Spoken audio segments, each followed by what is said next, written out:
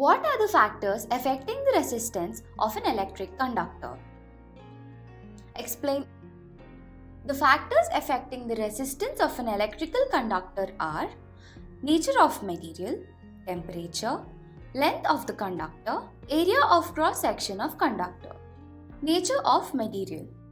Collect 3 different metal rods of iron, aluminium, copper of the same length and same area of cross-section. Connect iron rod in the circuit with battery, ammeter and key as shown here. Switch on the key and measure the current using ammeter. It can be noticed that the value of current I for iron rod is equal to 1.6 amperes. Switch off the key. Replace the iron rod with the aluminium rod and switch on the key. We can observe that the value of current I for aluminium rod is 2 amperes. Similarly, we take the observations for copper rod, keeping all the conditions unchanged. For copper rod, value of current I is equal to 2.6 amperes. We will observe that the value of current is different for different metal rods. Hence, we can conclude that the resistance of material changes based on the nature of material. Temperature. Connect the key, bulb and battery as shown here.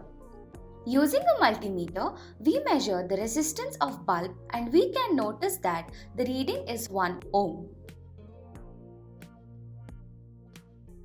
Now switch on the key. We can observe that the bulb glows brightly. After some times, we measure the resistance of bulb using multimeter. It can be noticed that the value of resistance is 1.4 ohms. From this, it can be concluded that the value of resistance of a conductor depends on the temperature. Length of the conductor.